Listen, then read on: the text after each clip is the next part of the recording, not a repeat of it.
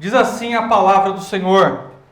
Depois ele entrou numa casa e novamente aglomerou-se uma multidão, de modo que não podiam nem mesmo comer.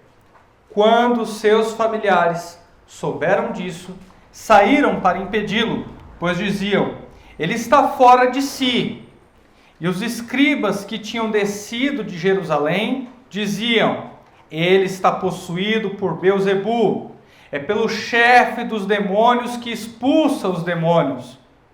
Então Jesus os chamou e lhes disse por parábolas: como pode Satanás expulsar Satanás? Se um reino estiver dividido contra si mesmo, tal reino não poderá subsistir. Se uma casa estiver dividida contra si mesma, tal casa não poderá subsistir. E se Satanás se opõe a si mesmo e está dividido, não poderá subsistir, mas chegou o seu fim. Pois ninguém pode entrar na casa do valente e roubar-lhe os bens sem que primeiro o amarre. Então lhe saqueará a casa. Em verdade eu vos digo, todos os pecados serão perdoados aos filhos dos homens, bem como todas as blasfêmias que proferirem. Mas quem blasfemar contra o Espírito Santo nunca mais terá perdão, mas será culpado do pecado eterno. Pois diziam: ele está possuído por um espírito impuro. Uma passagem um tanto difícil, blasfêmia, pecado sem perdão, muita controvérsia. As pessoas geralmente não sabem apontar o que significa esse pecado. E você tem a bênção de saber que virá essa manhã para a igreja, que você vê essa manhã para a igreja, que você vai finalmente entender o que é blasfêmia contra o Espírito Santo. Finalmente você vai entender o que é blasfêmia contra o Espírito Santo. E você vai ver que é bem diferente do que fala mal do ministério da Ana Paula Valadão. Eu lembro que quando eu era neopentecostal, o pessoal dizia: não, a Ana Paula Valadão andou que nem leão, mas a gente não pode falar mal dela, que isso é blasfêmia contra o Espírito Santo. Você vai ver que é bem diferente de tudo isso que você já ouviu na vida. Para começar, nós vamos aqui. Depois ele entrou numa casa e novamente aglomerou-se uma multidão, de modo que não podiam nem mesmo comer. Aonde Cristo ia, ele atraía multidões. Ele pregava o evangelho, as boas novas do reino e curava os enfermos, de modo que as suas curas elas eram inegavelmente legítimas. Ninguém podia dizer que Cristo não curava, porque as pessoas que ele curava eram pessoas conhecidas da região. Era o coxo da região, era o cego da esquina. Pessoas que faziam parte do cotidiano daquela sociedade. E quando Cristo as curava, inegavelmente se via que os seus milagres eles eram todos legítimos. Isso acendeu uma forte ira no coração dos fariseus, no coração dos escribas. Porque, ora, esse homem vem e de verdade cura, e de verdade faz milagres, mas ele não compartilha da nossa doutrina. Ele não guarda o sábado como nós dizemos que é para guardar. Ele não faz a dieta da forma que nós dizemos que essa dieta deve ser feita e quebra diversos mandamentos cerimoniais. Esse homem não compartilha da nossa doutrina, mas as multidões o ouvem, mas as multidões são arrastadas, atraídas, magnetizadas pelo seu ensino. E isso gerava ódio, raiva e ranço no coração dos fariseus e dos escribas. Eles queriam a atenção das multidões para eles, mas a atenção das multidões estava em Cristo. Aqui nos versos de número 20 nos é dito que ele não pode nem sequer comer. Lembra que a gente dizia que Cristo não podia fazer uma refeição em paz? Cristo é homem também. Ele precisa se alimentar, ele precisa comer. Mas ele quase não consegue, porque as pessoas empurram ele, as pessoas vão para cima dele, querem ouvir o que ele tem a dizer ou querem receber algum dom espiritual. O verso de número 21 nos diz que quando seus familiares souberam disso, saíram para impedi-lo, pois diziam, ele está fora de si. Quem são os familiares de Jesus? Os irmãos de sangue de Jesus, a mãe de Jesus, Maria, tios, quando ouviram que ele estava curando e também pregando algo que era diferente do ensino dos escribas, do ensino dos fariseus, eles queriam impedir Jesus. A palavra impedir no grego significa levar à força. Você constranger uma pessoa a deixar de fazer aquilo que ela quer fazer. É isso que significa. E por que os familiares de Jesus estavam tomando essa atitude? Porque não entendiam que ele era o Filho de Deus. Não entendiam que ele era Deus. Não entendiam que ele tinha uma missão. Não percebiam isso. Mas pastor, o anjo apareceu para Maria. Sim, o anjo apareceu para Maria. Mas apareceu para Maria há 33 anos atrás. E quando se passa 33 anos desde que você recebeu uma revelação, uma visão miraculosa, você começa a se questionar. Você se pergunta, será que eu entendi certo mesmo? Será que eu vi mesmo um anjo? Já se passou tanto tempo? Será que meu filho não vai ser morto? E os familiares se ajuntaram para impedir Jesus Cristo de pregar a palavra, por desconhecer a sua missão, por não perceber que ele era o Filho de Deus. Verso de número 22. E os escribas, quem eram os escribas?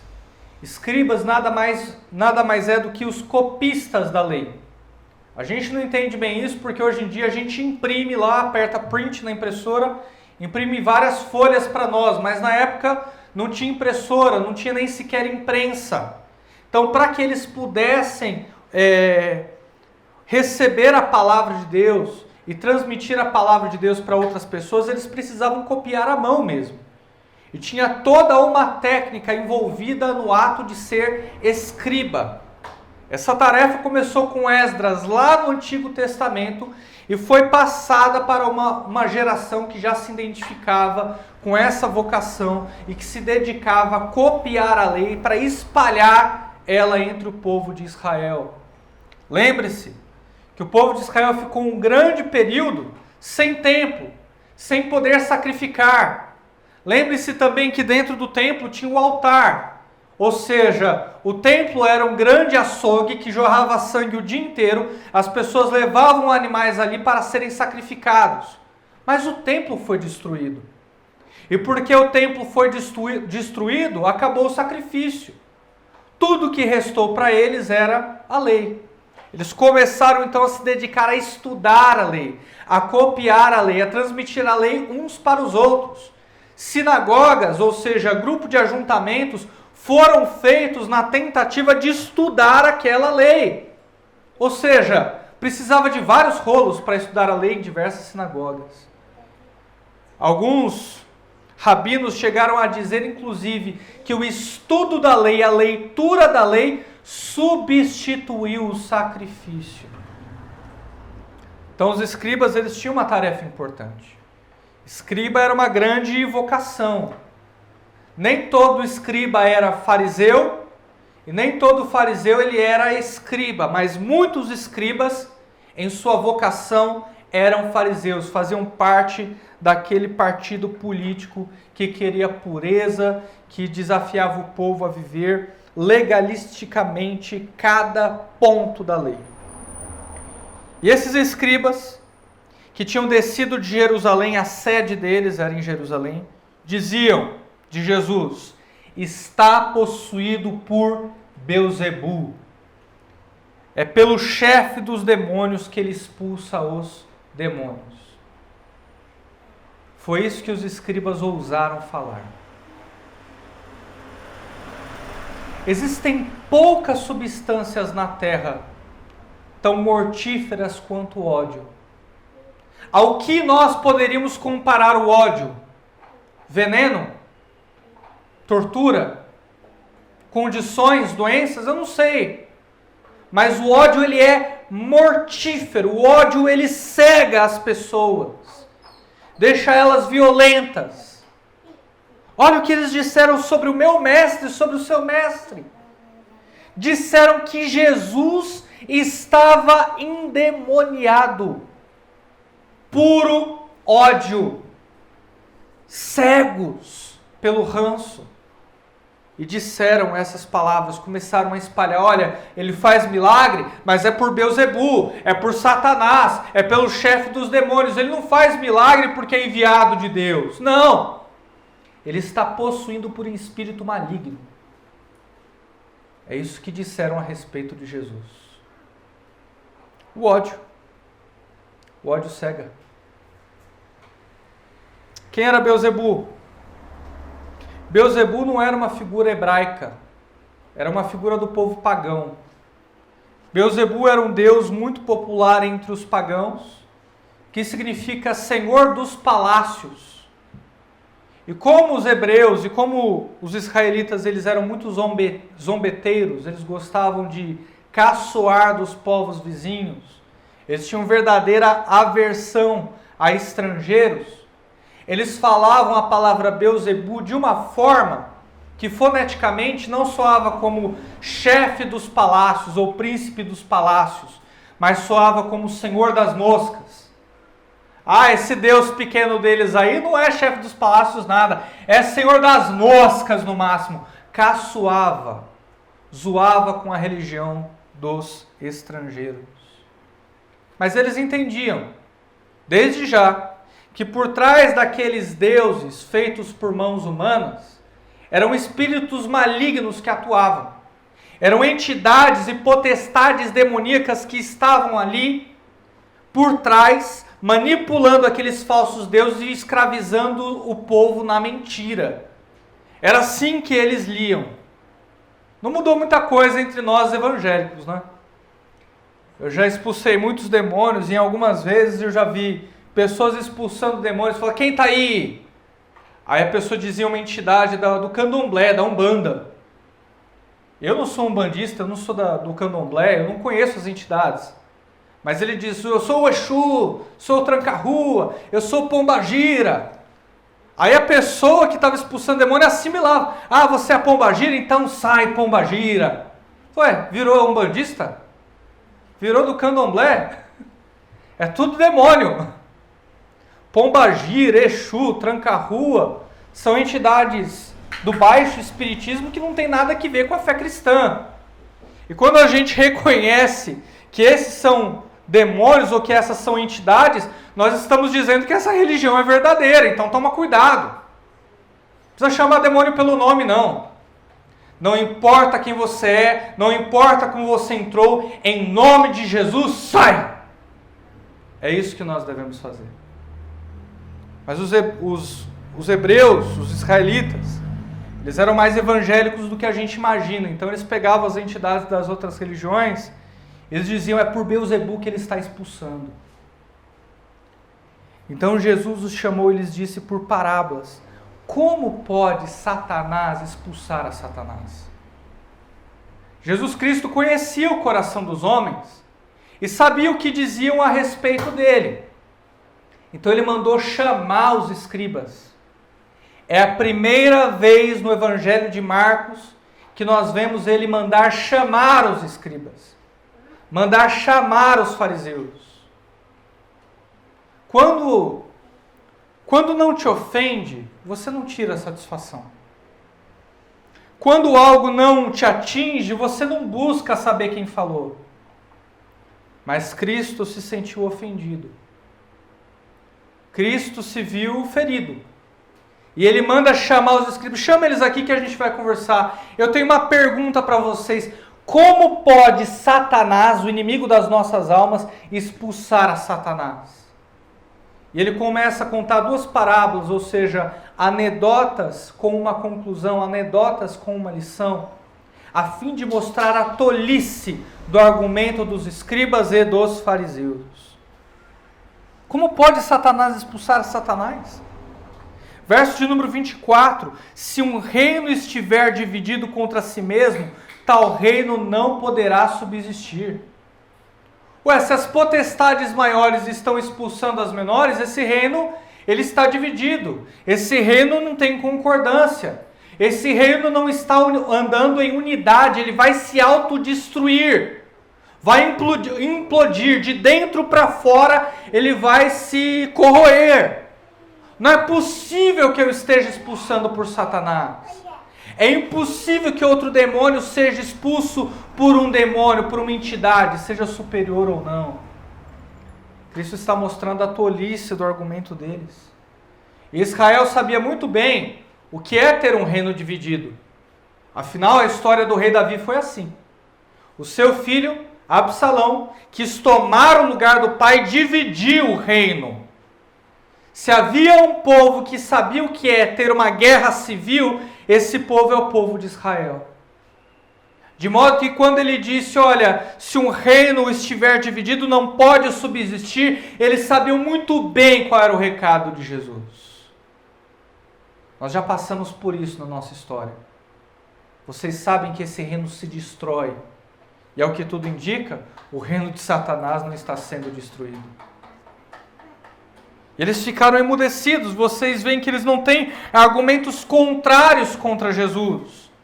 Jesus estava expulsando os demônios pelo Espírito Santo de Deus. A palavra de Deus diz em Isaías, capítulo de número 61, porque o Senhor meu Deus me ungiu. O Espírito do Senhor está sobre mim. Isaías 61 fala a respeito de Jesus. Não é a respeito de você não crente.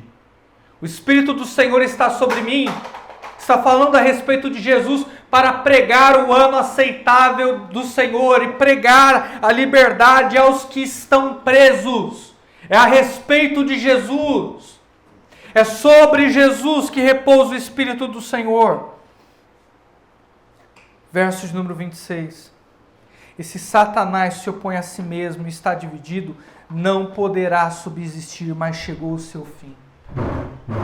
Jesus está dizendo, você acha que Satanás é tão tolo assim? Você acha que o inimigo das nossas almas é burro a esse ponto?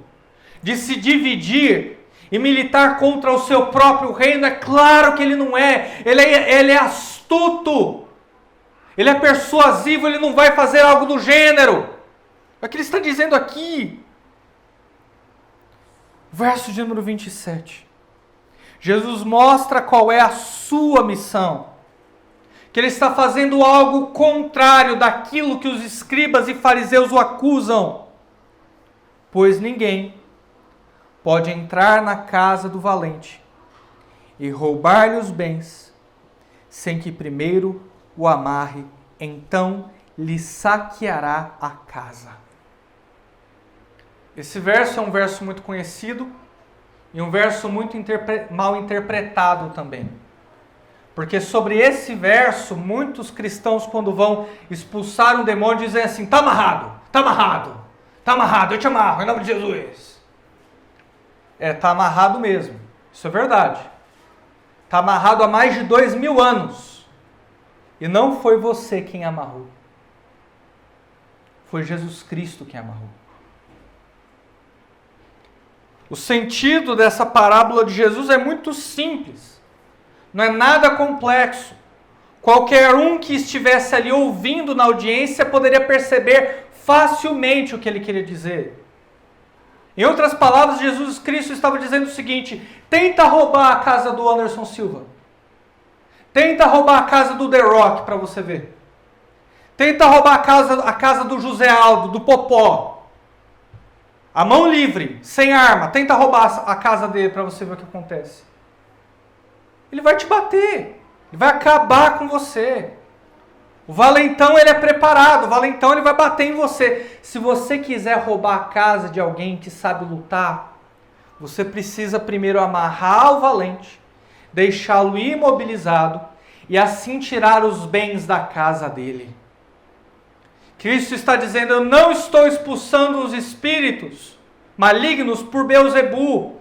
Pelo contrário, eu estou expulsando os espíritos malignos porque eu amarrei Beelzebu. Eu amarrei o valente. Eu amarrei Satanás. E é por isso que eu consigo tirar almas de sob o seu domínio. É por isso que vocês estão vendo tanta gente liberta de opressões malignas, porque eu amarrei esse valentão e ninguém vai desamarrar. É o que Cristo está dizendo. Eu acho que é muito mais vantajoso quando você vai expulsar um demônio, em vez de falar jargão de crente, tá amarrado, tá amarrado, tá amarrado, tá amarrado, como se fosse uma palavra mágica. Você dizer bem quietinho, Satanás, você perdeu, né? Cristo já te amarrou. E essa alma pertence a Ele. Ele está tirando essa alma de você. Frustrante, né? Em nome de Jesus, sai! O diabo não resiste à boa teologia. O diabo não resiste à boa teologia. É isso que eu estou fazendo. A minha identificação não é com Beelzebu, a minha identificação é com Isaías 61. O Espírito do Senhor está sobre mim, Ele me ungiu para pregar o ano aceitável do Senhor e liberdade aos que estão presos. Vocês estão vendo gente liberta? É porque o ungido chegou. Vocês estão vendo gente salva? É porque o Messias veio. É isso que Cristo está dizendo. E emudecia a boca dos escribas e fariseus. Verso 28. Em verdade vos digo, todos os pecados serão perdoados dos filhos dos homens, bem como todas as blasfêmias que proferirem. O que é blasfêmia? Blasfêmia é falar mal, é atentar contra a honra. Seria um tipo de injúria aqui no nosso Código Penal brasileiro. Cristo está dizendo, se vocês falarem mal de Deus, vocês vão ser perdoados. E olha, é horrível falar mal de Deus, não façam isso. Mas quem falar mal de Deus Pai vai ser perdoado. Quem falar mal do Filho do Homem, de Jesus Cristo, também vai ser perdoado. Fiquem tranquilos. Deus tem perdão, Ele já está pregando o Evangelho. Por pior que vocês sejam, por promíscuos que vocês sejam, por pornógrafos que vocês sejam, mentirosos, todos os pecados que vocês cometerem vão ser perdoados. Mas tem um que não vai ser perdoado. Qual é o pecado que não vai ser perdoado? Aquele que blasfemar contra o Espírito Santo nunca mais terá perdão. Será culpado de pecado eterno. O que é blasfemar contra o Espírito Santo? É dizer que Jesus Cristo expulsa demônios por um espírito maligno. É dizer que Jesus Cristo faz aquilo que Ele faz porque Ele está possuído por um espírito impuro.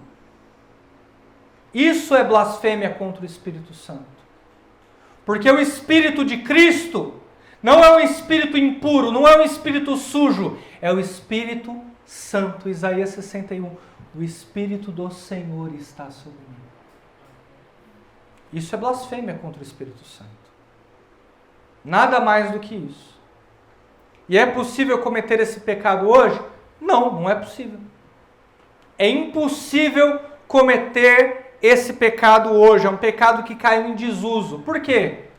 Porque Cristo corporeamente não está mais entre nós. Ele ascendeu aos céus, Ele está à direita do Pai. Então não dá para observar Jesus, vê-lo fazer um milagre e dizer, expulsa por um espírito maligno. Isso não é possível. Por isso esse pecado foi voltado para a audiência que estava ouvindo e só cabe ali naquele contexto. Então não se preocupe, você não pode cair nesse pecado, é impossível você cair nesse pecado. É mais simples do que se pode ver.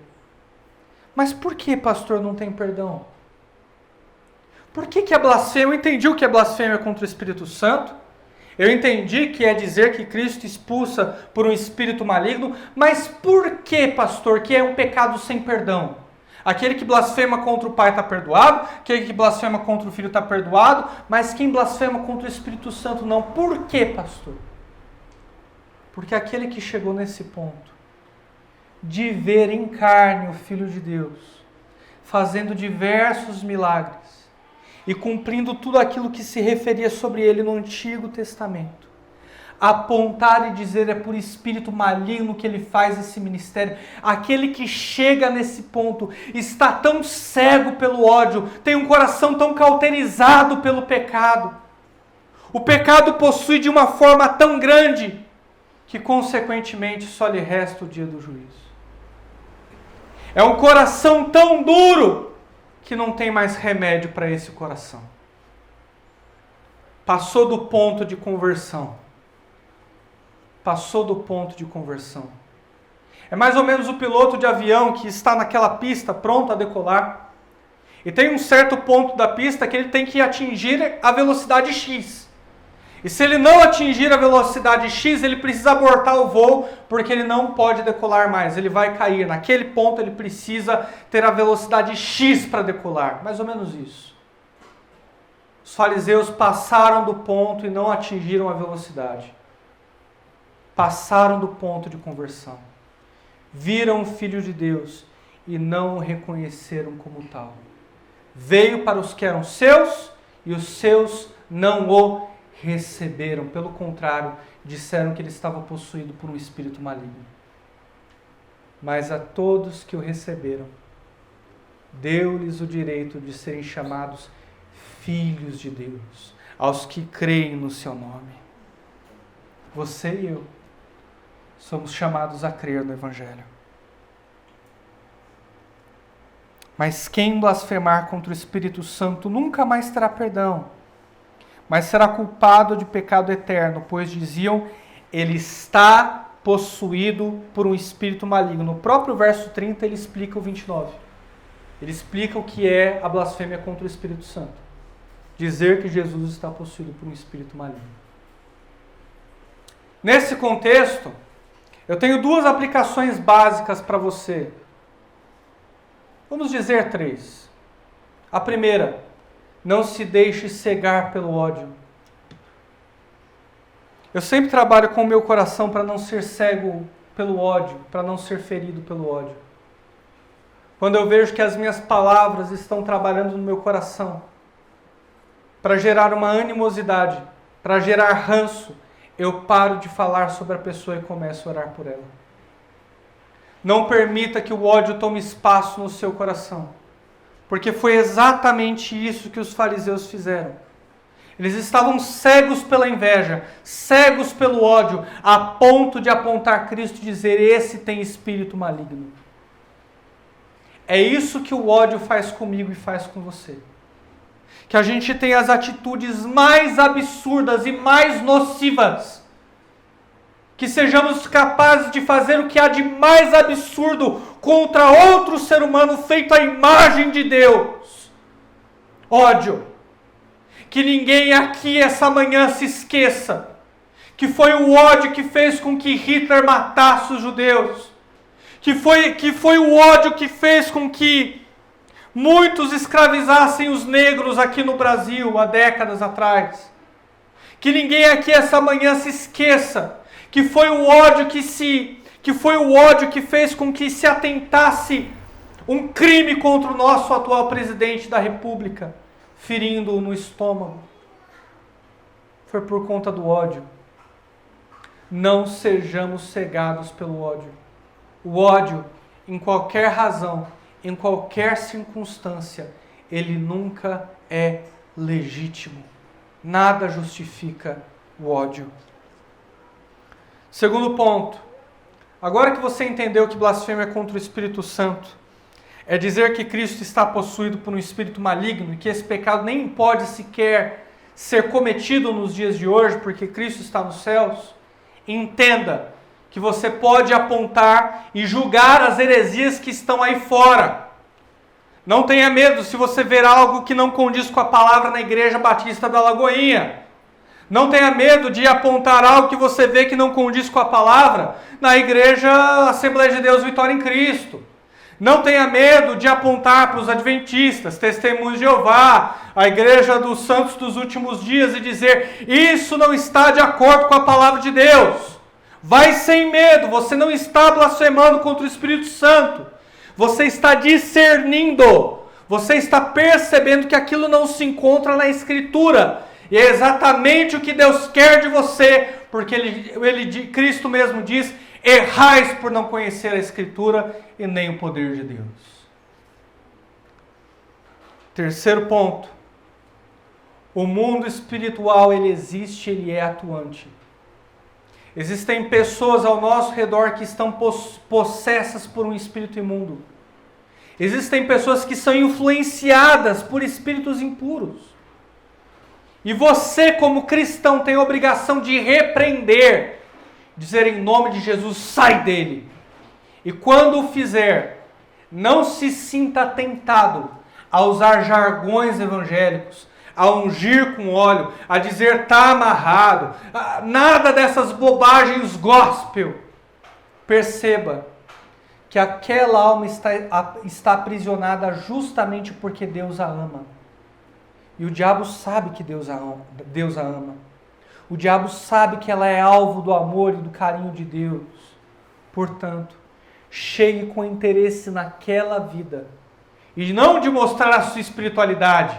E não de mostrar o quanto que você é bom em expulsar demônios. Não! Se alegre não porque os demônios lhe obedecem, mas porque o nome de vocês está escrito no livro da vida. Que diz o Senhor. Liberte aquela pessoa em nome de Jesus, para a glória de Jesus. Façamos o trabalho de Deus da maneira de Deus. É o que eu vejo nesse texto. Que Ele nos quebrante e que nos leve a amar o próximo e não ao ódio. Porque o ódio cega, mas o amor abre os olhos. Todos nós fomos salvos por amor. Amor redentor. Na cruz do Calvário. Todos nós fomos atraídos a Ele por amor. Deus abençoe você, fique de pé, eu quero orar com você.